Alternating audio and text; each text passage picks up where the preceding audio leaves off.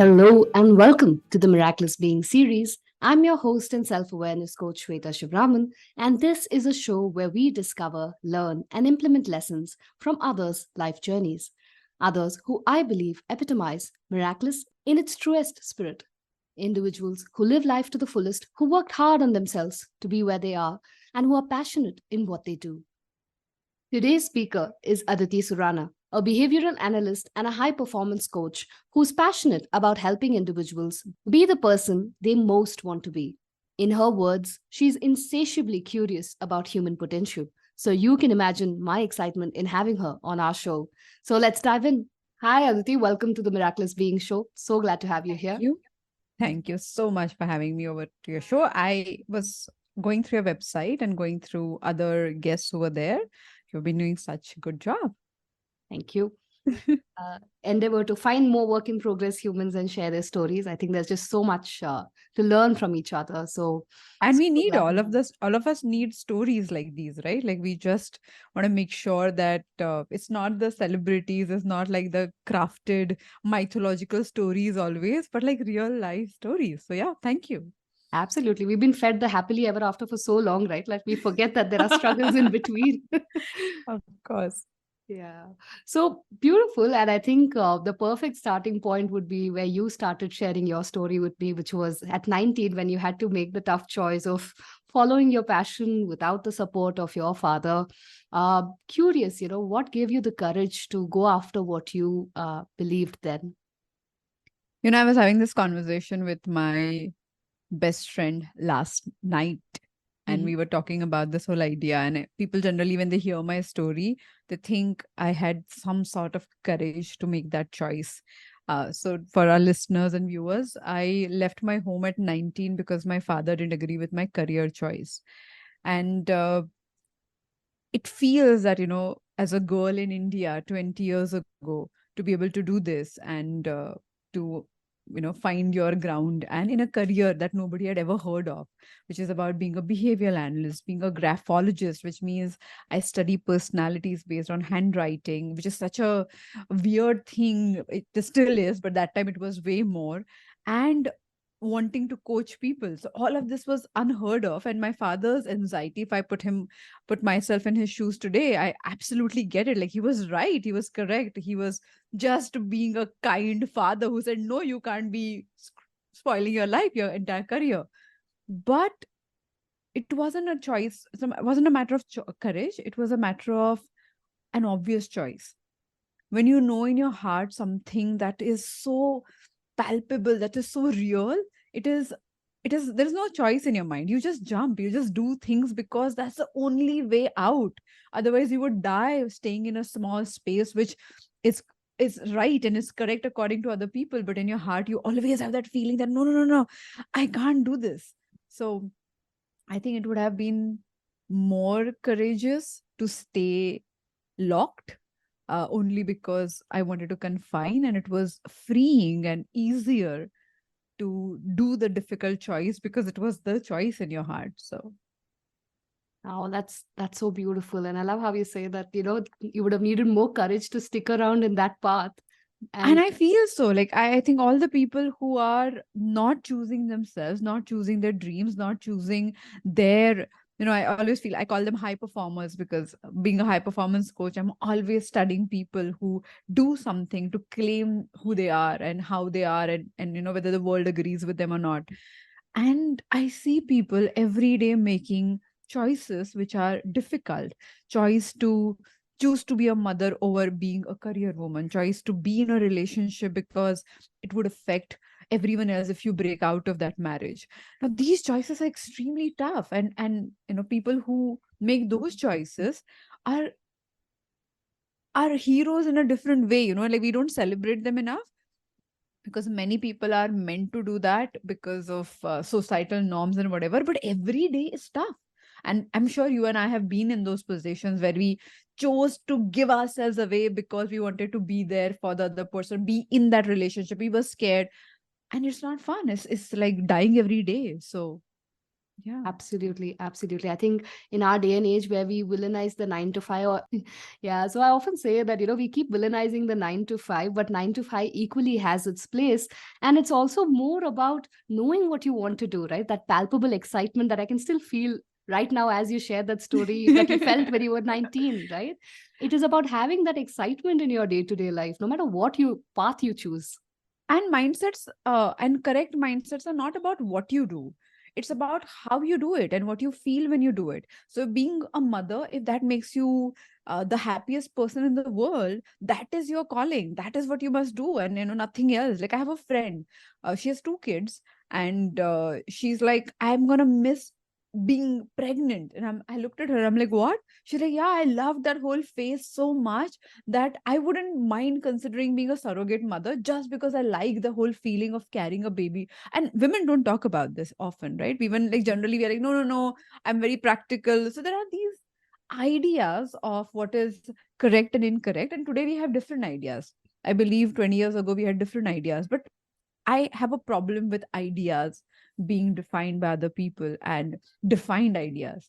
I feel the whole journey one should go through is to identify who you can become and who you possibly can build yourself into. And that's an ever uh, lasting, lifelong exploration that people generally don't tend to do. And I feel bad for that, if at all. Yeah, yeah, absolutely. And I love how you said that, right? That ideas defined by other people always feel like a trap, right? Like you're caged into a trap, and it is about finding what is it that you want to do and who would you want to become. I think And that's also, such a these powerful. ideas defined by other people are very safe. We like them because they are tried and tested formula, and this is like a, like, something that, I can do this degree and there is so much of scope and there's this, guaranteed career there, and I there's nothing wrong with that, as long as you know in your heart that every day you wake up and you want to do it. The structures, the ideas are all okay, as long as the only parameter I feel is the way whether you wake up, look forward to it, or not. Yeah, yeah, absolutely, absolutely. So having that enthusiasm or that zeal, right? I think you are touching upon that miraculous spirit that we look for, saying, how can you be fully involved in your Yes, day-to-day life, right? So absolutely. as a banker, I remember days where we would just like, live from Monday to Friday for the weekend, for the long weekends, for the vacations. And you keep wondering, where is life in between, right? And I love how you say it's about identifying what you want to do. And I'm curious if there are probably listeners who've never probably gotten in touch with themselves or asked that big question saying, what do I want? Where would you recommend they start in terms of that inquiry or discovering what excites them? It's very simple. It's about what you're curious about. Like, I think life purpose, big ideas are not big ideas. And I think, I think coaches like us are responsible for dramatizing it and finding that one purpose.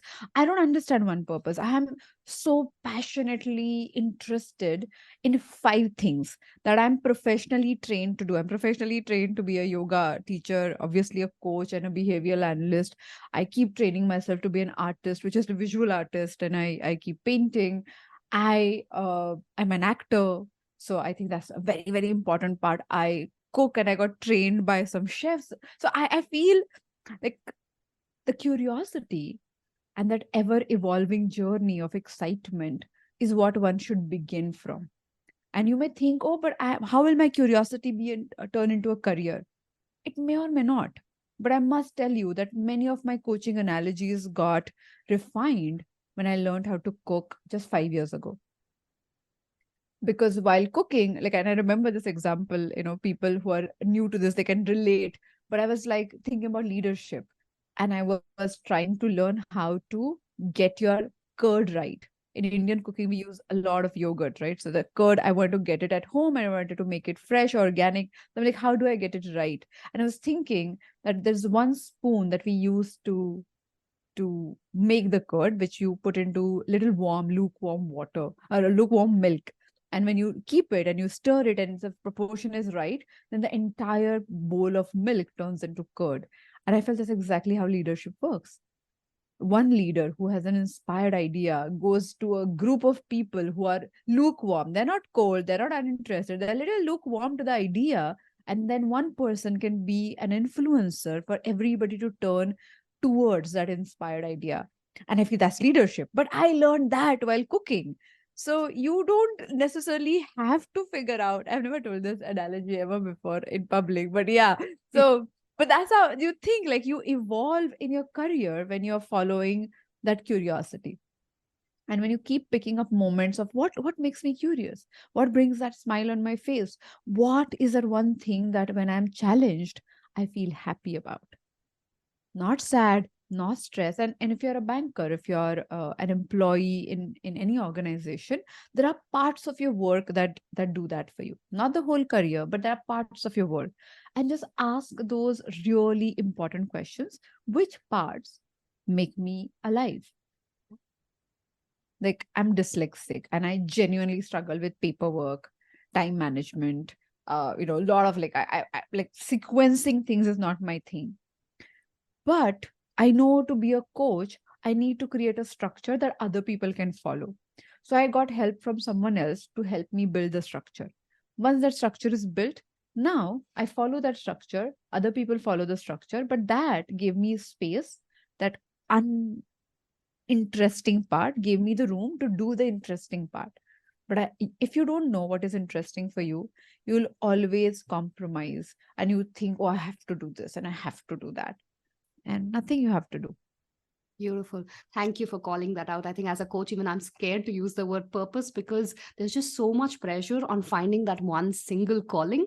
And people, are paralyzed because it's like, I have to choose one thing and you Yeah, can don as many hats as you like. And I love how you simplified it to saying just follow what you're curious about. absolutely. How amazing. Thank you for sharing that. And that brings me into the next question, right? You spoke about the different identities that you don following your many passions. And we spoke about this as well as how, as women, we often don so many identities through our life. And somewhere we kind of, sort of lose touch with our core identity or who we are. So curious, what are identities that you probably donned through your life stages? And what were some of the struggles you encountered as you donned those various identities?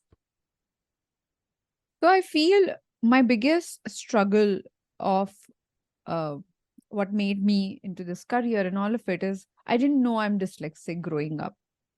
And neurodivergent reality is an important reality. Like most people are discarded, and people who don't know what dyslexia is, if you watch this movie Tare Zameen Pe, or if it's a learning disability, so anything that you take and you kind of build. So I was very good at studies. So the identity of being like a good student when it came to speaking or explaining my point or logically presenting it or doing math, but I was bad at just copying the numbers from question paper to my answer sheet. And that would like take away, obviously, you would answer the right question, but you know all the logical steps. And thereby, I felt I got rejected a lot growing up. I failed every day. I fail every day, even today, to manage to do very, very small everyday tasks.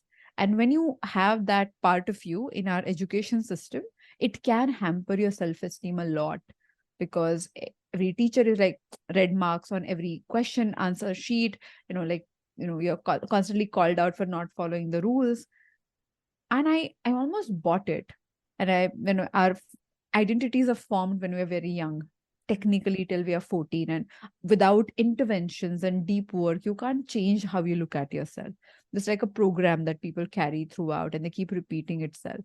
So for me, fighting that identity of somebody who is like not good enough, somebody who is not suitable to fit in, and you buy into other people's ideas largely. But thankfully, at 14, I had a revelation where I chanced upon my gift of studying people, looking at the scribbles on the paper. And I was 14. You don't know what to do with that skill, but I was curious and it made me happy. And first time I got noticed. For a teenager, it matters a lot when you get noticed. You're like, oh my God, people are seeing me for something nice. Great. But that curiosity led to a lot of reading, a lot of research, a lot of observation. And I feel then I built a newer identity, especially when I left home. And that identity was somebody who wanted to be a pioneer in the field that I was choosing.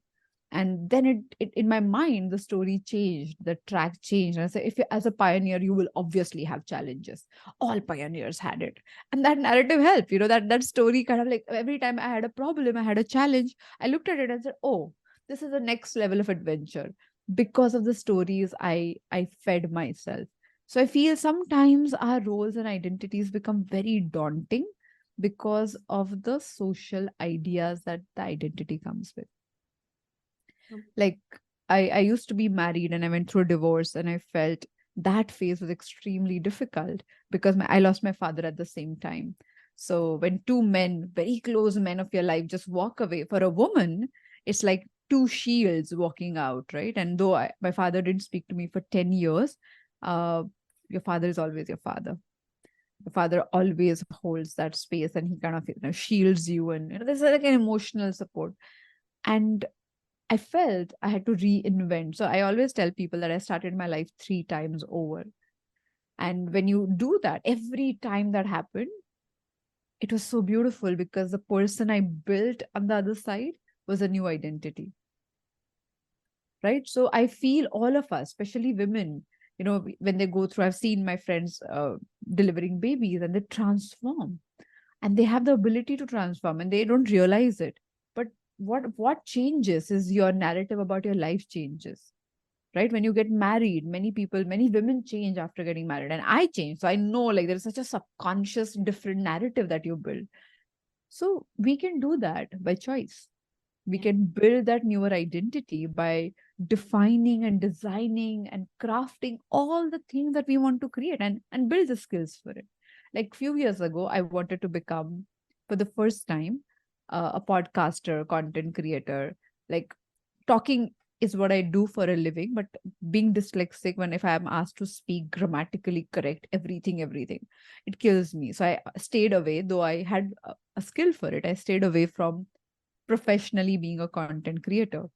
But I always had like that little thing of how much I can contribute and help people. And this concept is so nice. Like that yogurt making, I want to make a video. Like, I always felt like that. I attempted in the past, but never committed to it. But when I committed, I said, what kind of content creator I want to become? And I literally sat down, and I didn't write how many followers I wanted. I wrote what what identity I would like to build as a content creator. So I felt it matters to me that I'm genuine. It Mhm. matters that people can talk to me. It matters that I make things simpler. So these were all aspects, all attributes that I wanted in the new identity. And I built that identity, and it took a lot of skill building. Like, when I said I'm a prolific speaker as my list, I had to work towards being one. And somebody who has a command over language, I had to work towards building that. But it happened. It took 2 years, 2.5 years, and every day I keep working on at it. But it happened, and like, it just.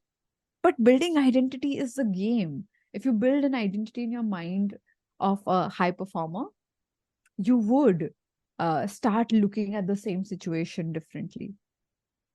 Yeah. Beautiful. I love that. So letting go of the identities that, comes with the social and the societal connotations, and actually designing and defining what an identity means to you, and then living that narrative for yourself. With the old identities also, like, when you were a certain person, you had that identity, it worked, it served you. Now that you are in a different situation, we have a choice to build ourselves. And people look at personality as like this fixed idea, I'm like this or I'm not like that. Mhm. No, personality is a process. You build it, you add it, you subtract, you realize, oh, I behave like this, but it is not helping anybody, and I would like to experiment with something else.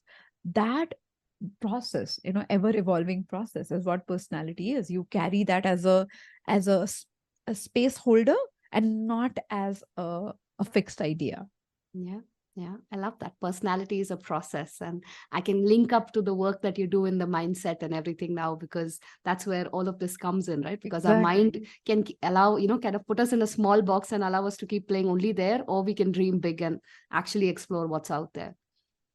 Beautiful. And as you share that, right, I think one of the things that we also touched upon is how, as women, we are often, very guilty or very timid, if I can use that word, to actually ask for what we want. And, that was something that you actually shared, saying that you had to overcome that in your journey. Curious, how did you navigate?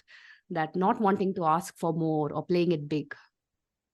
I feel like we genetically, not genetically, but like from the formative years, we are told to like, oh, it's okay, you do this, and you don't realize as a girl, you start realizing when you claim the femininity and you become a woman, and then the gender defined roles get like, oh, you are a woman, you're expected to do one, two, three, four, and you are a man, and I feel it's unfair on men too.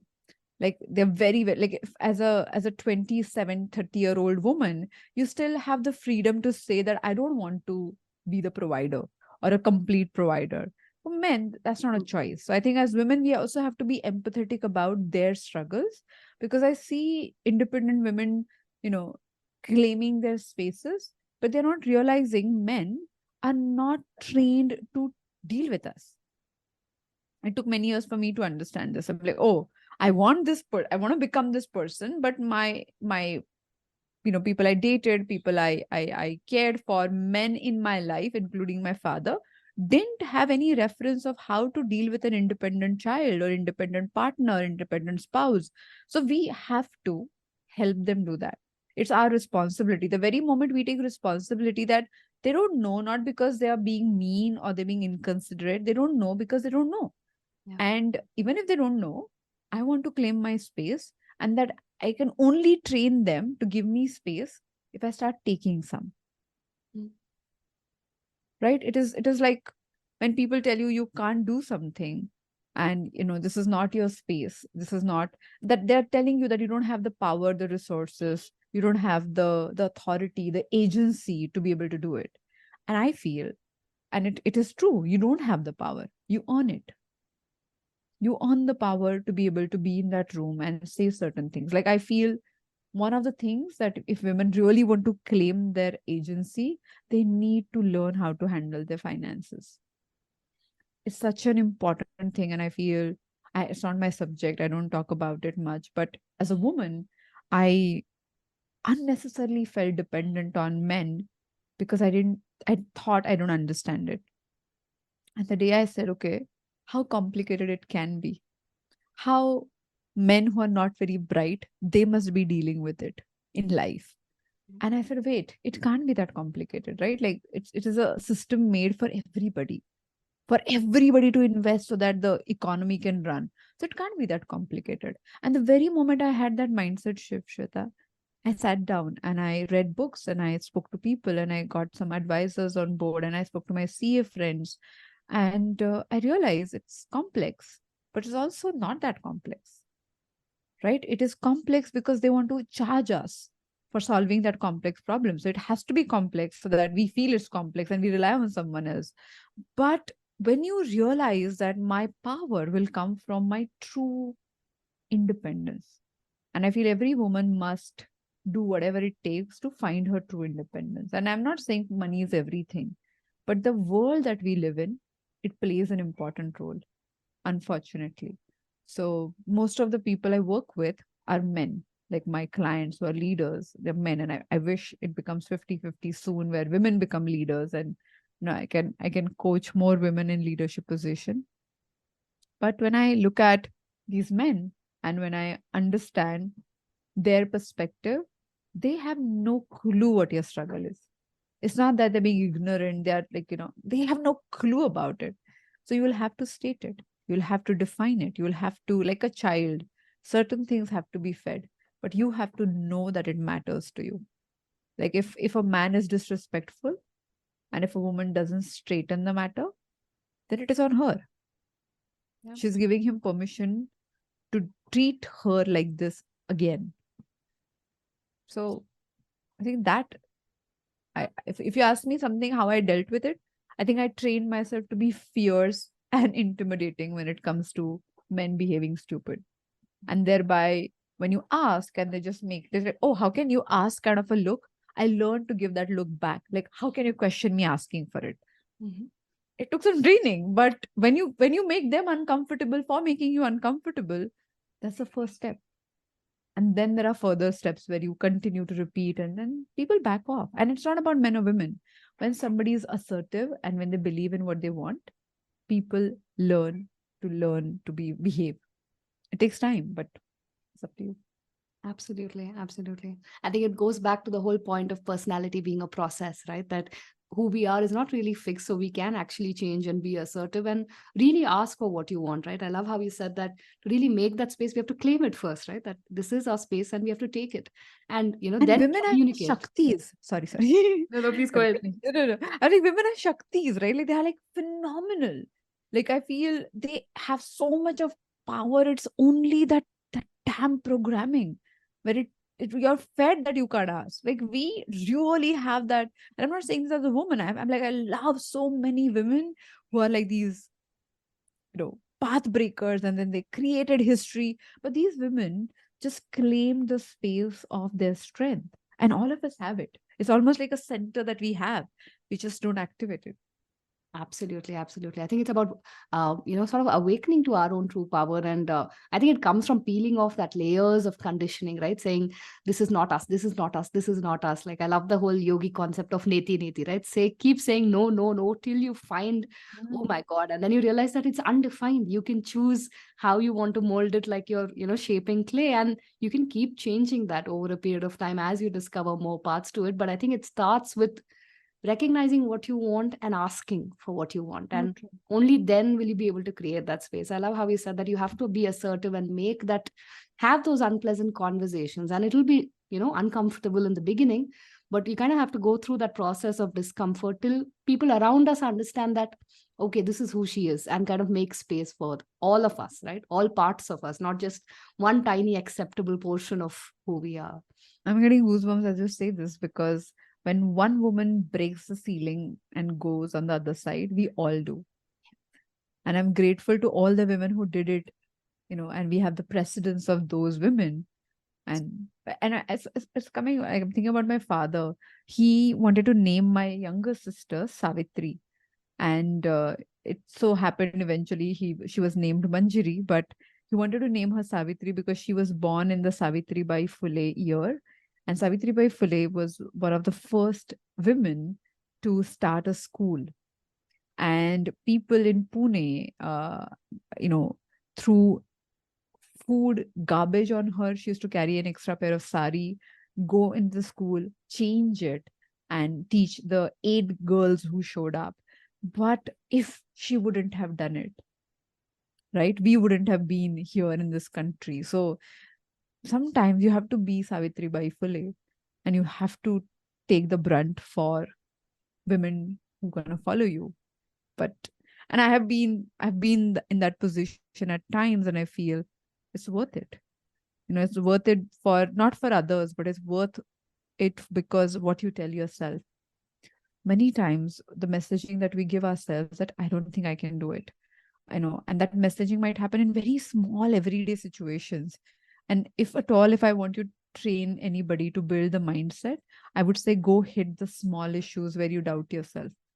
Big things will be taken care of. But these are the everyday things which we kind of we just spoil it for ourselves. Absolutely, absolutely. What a powerful story. And I think it goes back to that Maya Angelou's quote, right? That when one woman stands for herself, she stands for every woman, right? And Yeah. I think that's just how powerful it is when each of us make those, small acts of rebellion. I call it. It's just a small act, but Well it said. creates such a big difference. Ripple. Amazing. And it, I want to touch upon this other aspect that you and I also spoke about, on how a lot of times women aren't very consistent with their own personal ambitions, right? When it comes to work, other responsibilities, family responsibilities, mothering responsibilities, all of that, we are on top of it, right? But our own personal ambition somewhere gets stored in a cupboard behind, right? How can we actually bring it to the forefront and stay consistent? So we deliver to other people, like our kids and our family members and our fathers and anybody for that matter, because that is accepted, because we are rewarded for it. The very moment you become like this great mother who's very sacrificing, you're rewarded for it. People are like, oh my God, she's so amazing. Right? When you like dress up in a way that society agrees with you, you're like, oh my God, you look so beautiful. And every time you do anything that is not accepted by the society, by people around you, it might be a small reference point by your family, then it's very difficult for you to still think that you're a good person. Mm. Forget about other things. You just don't know whether you're a good person or not. And that conflict Mm. takes away all the importance of, taking care of the person within. If you feel you're a bad person for walking away from your child to be able to do your career, then it's very difficult to make your career choice. So Yeah. we need to sit and address that point. It's not good or bad. It's about one choice over the other. Mm. Right? It's not always going against the society. Sometimes doing what they're asking you to do might be the good choice for you. But it's a choice, and you may make mistakes and you may come back. But the guilt comes because of the defined idea, as I was talking about. Either you fit in or you don't fit in. Either you agree or you don't agree. And as women, we require to understand if you're not happy with yourself, no matter who's happy around you, eventually you're going to be resentful, not even unhappy, but resentful. And that resentment turns into all the physical ailment that we carry within us. So if you have, and I see women who have done everything for everybody, and they're just so unhappy within. And because they don't even believe that they can complain or ask for the space, the body reacts and then they diminish physically. Yeah. So, and I'm very glad that it is changing. We have such amazing women. Women are unapologetic. They are changing things. It is becoming a new norm for women to go back to work within like period of 1 year or even lesser for that matter. So it is changing. It's changing drastically, and I think as many women have crossed the line, so all of us are getting benefited by it. So yeah. Absolutely. And I love how you didn't even address the symptom, right? You're saying that the root cause is the identity that we hold very close to and, who we believe we are. And it's about that choice and making that choice very consciously. It's again saying that, not really what identity society wants to hold, but what is it that you'd like to hold and Exactly. own up that completely, like take responsibility for that choice. Absolutely. And it's like that unhappiness also causes ripples, right? That resentment that we carry within Always, equally always. causes the same ripples in a negative way. I have a trick, Hmm. and it might not work for everybody, but it's my trick. So I feel if I'm eating a simple, like it would be idli sambar or like dal rice, like I'm half South Indian, I'm half Maharashtrian, so I have both favorite, and both are staple to me. But if I'm eating that very basic comfort food, and if I don't enjoy my food, I know there's something drastically wrong in my life. Mm. Or like if I can't sleep peacefully for Mm. 3 nights in a row, I would like go into this mode of like saying, what am I doing that is causing this disconnect with my body and mind? And it just like there's simple trackers, but it's not complex. Simple trackers. If my food is not tasting good to me, then I'm not available. I'm not engaged not only to the food, but to my life maybe. And if it happens repetitively, it is your body telling you Yeah. that, okay, you're not happy here. And I think I've made very big decisions on not being able to sleep for 3 nights or more and not enjoying my idli sambar. I love the trick, right? So it's like the minute you see that disengagement, you kind of try and address it, right? You don't let it swell up into something bigger or balloon up into something much larger. Amazing. And I know I can keep talking for hours about so many things. I feel like I resonate with you in so many levels. But just one thing before we move into our rapid fire that we spoke about in terms of embracing femininity, right? A lot of times when we want to succeed, especially in societal structures like the corporate world, we kind of shun away the feminine parts of us to, fit in Yeah. or belong in a very large way. So, for many women leaders who are probably listening to this podcast, how can they continue to embrace their femininity as they climb that ladder of success? I feel men claim the masculine part of them by authority.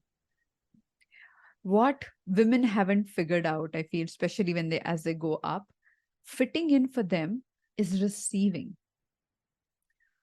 They can have the power by receiving the energy that the men are giving. Like they're always talking and giving ideas and whatever. We haven't like I when I coach a woman leader, I always tell her that your power is not always as visible as man's power. Okay, but if you go the feminine route, it's a binding power. It's a beautiful, it's unseen force, but you got to be warm and fierce. Okay, it's both ways. So when people know that she's warm by choice, they respect it. Mm. If they think she's warm because that's who she is, they take you for a ride. Yeah. Okay, you're warm by choice. That means at times the fear side, like I always say, the the Saraswati and all of that is like very nice, but Kali has to be seen once in a while. And when you claim that within you, like both these sides, is what any woman leader must do. And I feel it's important, like when you run a business, when you're responsible for many people, you do it. But women just feel, okay, I need to look like a man to gain that authority. I think we got to train people to look at women as leader for being women leaders, female leaders. And I am very I'm so high on this, and I was telling you this, that when I just created my public avatar, how I wanted to be seen. I'm like, I'm going to drape myself in saris because I want to be logical. I want to come across as an intelligent person, and all that aspect is very nice, nice, nice. But I also want to be claiming my femininity, because people need to learn that femininity is this power and one can use it. And it's creative, it's intuitive, is nurturing, it's warm. All of that is needed. And especially now, leadership is changing from like this result oriented way to like really uh, people growing in a holistic way. I was listening to some other podcast, and this, I think it was Vishen Lakiani who spoke that after many years, finally we have reached this point where organization's job gonna be to make sure that you holistically grow as you work with them. You have balanced life. You have, because now the generation that is coming, they don't care about hustle, they care about good life. So organizations going to be like these universities, what Google already did, right? Like they provide you with everything and they just take care of you. And that's going to be a new norm, that you've got to take care of people's overall well-being. And in that, feminine going to play an important role. Like you Yeah. can do result by only using one side of your brain, of one part of your personality. But for feminine and for overall growth, you need to be in touch with your emotions. And I think that's the powerful one. Beautiful, beautiful. Thank you for sharing that. I think our sensitivity, our intuition, all of those are our powers that actually, that receiving aspect of us is what actually sets us apart in a way, right? In that inclusion, it all comes naturally as a woman. And if we set that aside, we're just becoming one among others, right? I think beautiful. Thank you for sharing that. I'm realizing that all the questions you're asking me, I'm so passionate about. I'm like having long answers for everything. You're like, wait, I have this one story and one. It's always the case. It's always the case. But maybe we'll do like a sequel. Lovely. So, are you ready for the rapid fire? Yes. Okay, we'll start with Bring the it on. basic ones. Morning person or night owl? Actually, I want to be a morning person as much as I try, but it's both for me. All right. I think I know the answer to this, but I'll still ask. Always on schedule or running slightly behind schedule? 15 minutes minimum, as much as I try, but yeah. Okay. Books, movies, podcast. Favorite way to consume knowledge? Books. Books. All right. Any favorites or top three that you Don't thereby? get me started. Mindset by Carol Dweck, Flow by Mihai Csikszentmihalyi, and Synchro Destiny by Dr. Deepak Chopra. Hmm, lovely. Interesting. Um, any role models and what qualities in them inspire you? No role models, lots of qualities. Because when, as a behavioral analyst, as I worked with really like Olympians and high performers and leaders and actors and athletes, I realized that people are not a whole role model material, if I may say. Like everybody is flawed in different ways. So I realized that I need to build and craft uh, people's aspects. But if you ask me what aspects that I admire, and I have a wall in my office which has all these amazing people that I always admired. Like I have Coco Chanel while she's stitching, and Coco Chanel was like a path-breaking woman who, not for fashion, but for the life choices that she made. And then I have Van Gogh and his painting for the inspiration that he drew from every. So these are the aspects that I think. I have Carl Jung, the father of modern analytical psychology, and I love his work. But the fact that the Western world chose to have concepts which are based on Eastern philosophies and held it in the world, which in a way criticized him for it. So people basically who broke paths and did what they want. Beautiful. One word to describe the pandemic for you. A lot of work. We did social initiatives for anti-anxiety, and what I didn't know, it started like an inspiration that you, and I was curious to, and I felt I'm responsible to help people. Like if I can't volunteer physically by going there, let me take care of mental health. And we ended up working with 40,000 people, and it was, I didn't know I opened a floodgate, and I didn't even know I had like that kind of possibility to reach so many people. But when it happened, Shweta, I worked for those 3 years, 16 hours a day.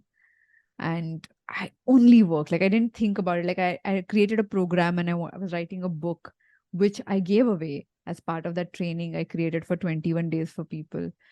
And I taught that 2, 3 times during the pandemic, and so that people can join, and just changed me. I think the biggest gift I received at that point is the possibility that content can be, and people, the way you can impact people without knowing them. I thought that just opened my world. So pandemic was a lot of work, and I think my life's best work, if I may say, that just came out because you just stay at this process for 16 hours a day. It changes the way you look at everything. So Amazing. So you got those 10,000 hours already in those 2 years. yeah. Lovely. All right. Any non-negotiables in your daily routine? Meditation and my sadhana. Like I have my spiritual practices, they're non-negotiable, and no matter where you are, what you do. Lovely. All right.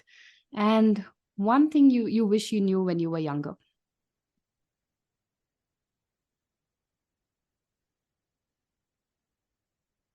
That every problem can be figured out. Every small problem has, like, the solution will show up. And it's inevitable that a problem will have a solution. It's just a matter of time that you find it. And sometimes we make it so significant. Yeah. I think one more thing is not taking things personally. I wish I would have learned that earlier. Amazing.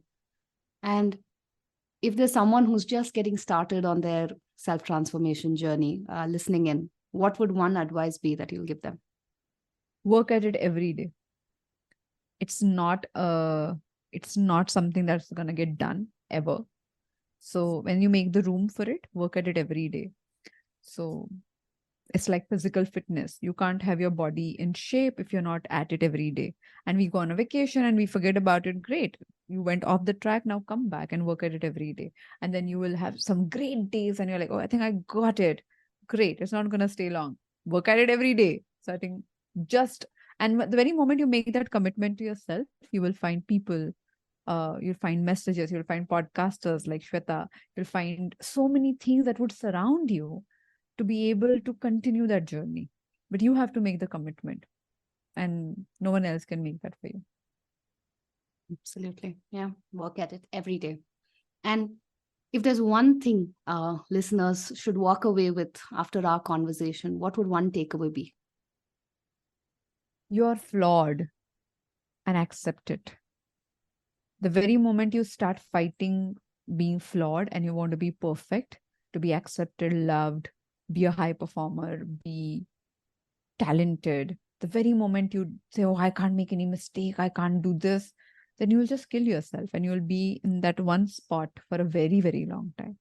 Be willing to fail, be willing to be flawed, be willing to say sorry for the mistakes, but make mistakes. get up and fall more and fall differently. And I think if there's one thing I can contribute to my success, if at all it is my choice, is that I feel I showed willingness to jump into the fire in different ways. And I feel now I love it so much that if it is not, if I feel I haven't jumped into a fire in some time, like, like for 10 days or something, I would find, okay, something I need to change, alter, and jump into the fire again. So I would do that. Amazing. Thank you, Aditi. Thank you so much. I think I'm going to keep replaying this conversation over and over again. So Thank many you. insights. Thank you so much for being a part of this show. Really grateful. Thank you. Thank you for having me. And as I was saying, like, it's your questions are so coming from a space of empathy to a point that I want to share more. So I think you have cracked the code of being a very good conversationalist and a podcaster. Thank you. Thank you so much. That's really sweet.